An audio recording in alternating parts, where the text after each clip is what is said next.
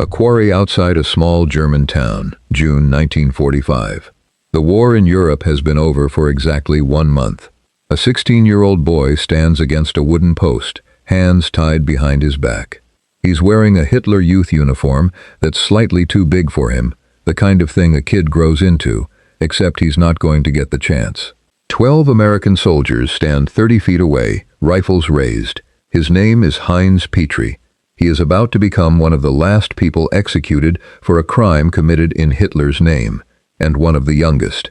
Witnesses who filmed the execution described him standing straight, almost calm, like a kid trying not to cry in front of people he doesn't want to see him cry. Here's what should stop you cold. The war was already over. Germany had surrendered. Hitler was dead, and the United States Army was still lining up teenagers in front of rifles. So why did a 16-year-old boy end up facing a firing squad after Germany had already lost? And why did the American lawyer assigned to save his life call it the worst assignment of his career, one that haunted him for the next 50 years? To understand how a boy who should have been worrying about school ended up tied to a post in a gravel pit, you need to understand what Germany looked like in its final collapse, and what the Hitler Youth had become by 1945. The Hitler Youth, Hitler Jugend, started in the 1920s as something closer to Boy Scouts with a swastika, camping trips, sports, songs, uniforms. By the early 1930s, it was compulsory for nearly every German boy aged 10 to 18. Millions of children grew up knowing nothing else, no memory of a Germany without Hitler's face on the wall of their classroom. But by 1944 and 1945, as the Reich was collapsing on both fronts, the Hitler Youth stopped being a youth movement. It became a manpower reserve. The Wehrmacht and the Waffen-SS were bleeding men faster than Germany could replace them, so the regime started reaching further and further down the age ladder. 14-year-olds were handed anti-tank weapons and told to hold bridges against Soviet armor. Boys who'd never shaved were issued rifles taller than they were. Here's the detail that should unsettle you. By the final months of the war, the average age inside some Hitler Youth combat and paramilitary units was lower than a modern American high school JV football roster. And underneath the collapsing front lines, a darker program was forming, one built specifically around using children as weapons after the war was already lost. It was called Werwolf. Conceived on Himmler's orders in 1944, Werwolf was meant to be a guerrilla resistance movement. Small cells of fanatical Nazis who would keep fighting behind enemy lines after Germany's official surrender. Sabotage, assassination, sniping, spying.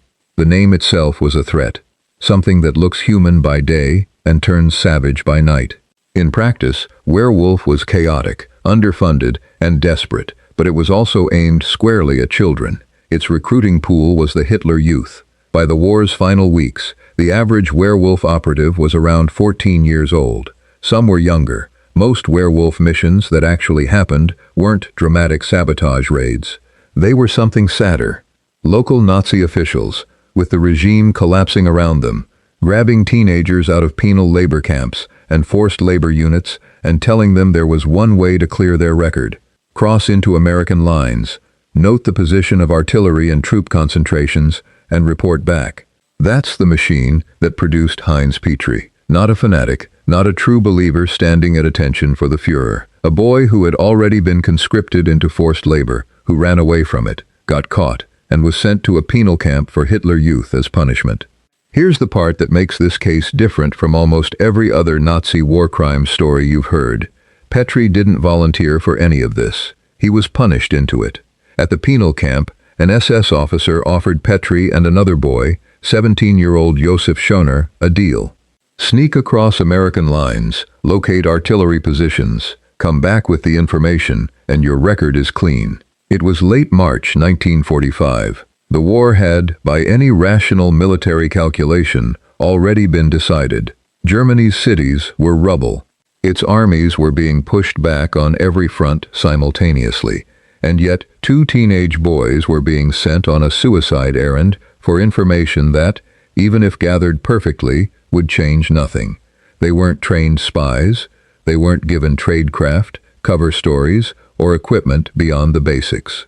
They were, in the words of the American officer who later tried to save their lives, poor spies, kids given an impossible job by adults who had already lost. And here's the detail that should make you angry rather than just sad.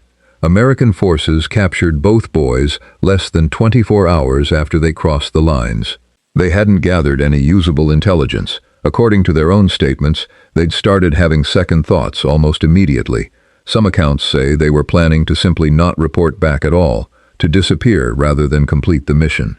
It didn't matter. Under the laws of war, the mission itself, not its success, was the crime.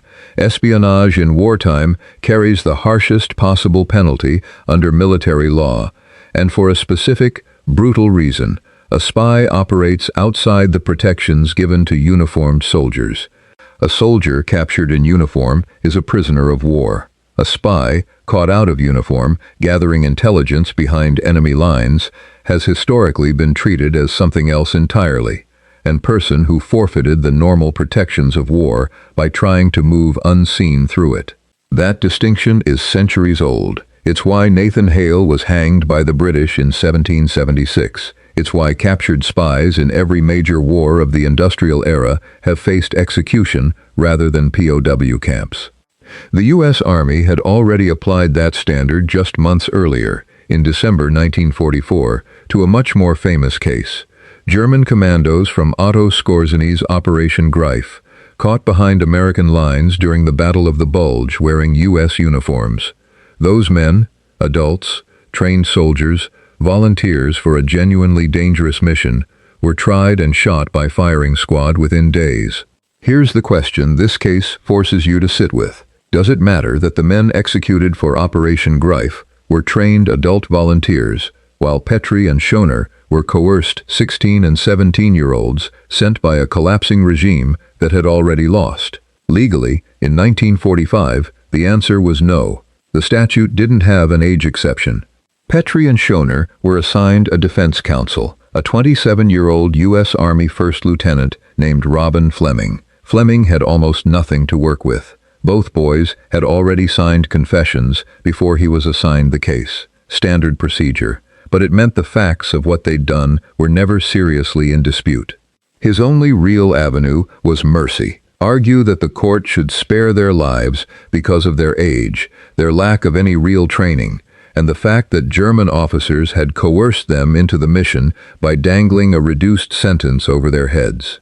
Fleming later described it as the hardest assignment of his career. Not because the legal argument was complicated, but because he was standing in a military courtroom trying to convince grown men in uniform that two teenagers who had panicked and turned back almost immediately deserved to live, while the machinery of a war just barely finished kept moving forward like it hadn't gotten the memo. Here's a detail worth sitting with.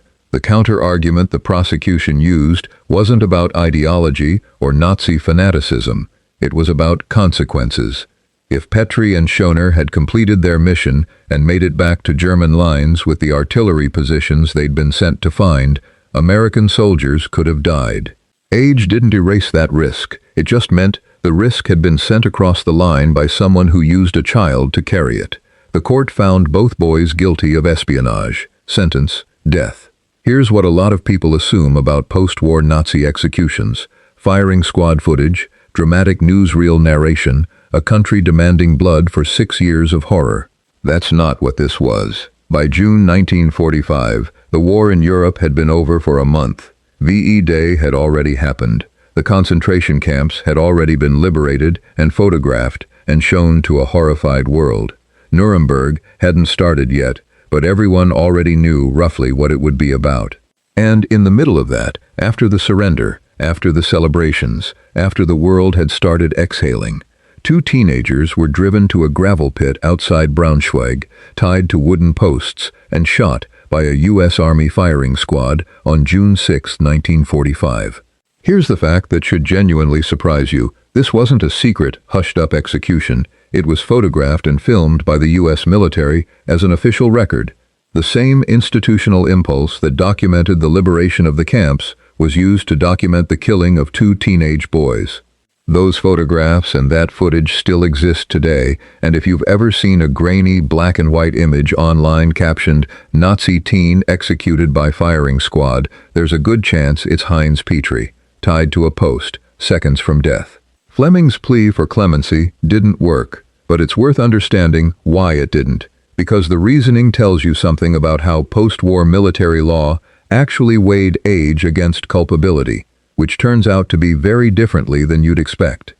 The court wasn't unsympathetic to the boy's age. Multiple accounts from the period describe real hesitation, real discomfort among the officers involved. This wasn't Nuremberg, where the defendants were architects of genocide who showed the court open contempt. These were two scared teenagers who'd already told their captors, essentially, that they'd changed their minds. But military law in 1945, like most legal systems at the time, treated age as a mitigating factor, not an automatic shield. There was no bright legal line that said, under 18, no execution. That protection, which exists in most legal systems today, including U.S. federal law since a 2005 Supreme Court decision banning capital punishment for crimes committed as a minor, simply didn't exist as settled law in 1945. Here's the detail that reframes the whole case.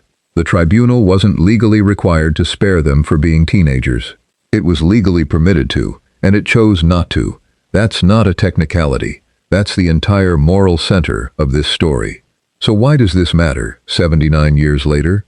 Because the question this case raises, where exactly does culpability begin, and does youth ever cancel it out, didn't get resolved in that gravel pit. It's still being litigated, quite literally, in courtrooms around the world. The Nuremberg trials that followed later in 1945 and 1946 established something enormously important for the future of war crimes law. The principle that "I was following orders" is not a defense.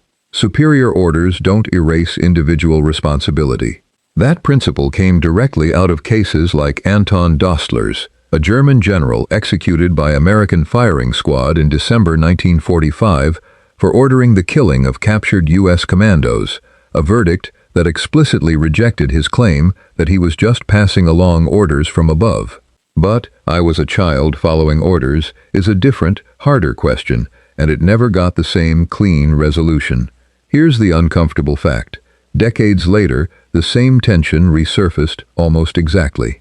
After the fall of the Nazi regime, other Hitler Youth members and young Waffen-SS conscripts, some as young as 16 or 17, faced war crimes tribunals for actions in units like the 12th SS Panzer Division, nicknamed the Baby Division, because so many of its soldiers were teenagers pulled straight from Hitler Youth ranks.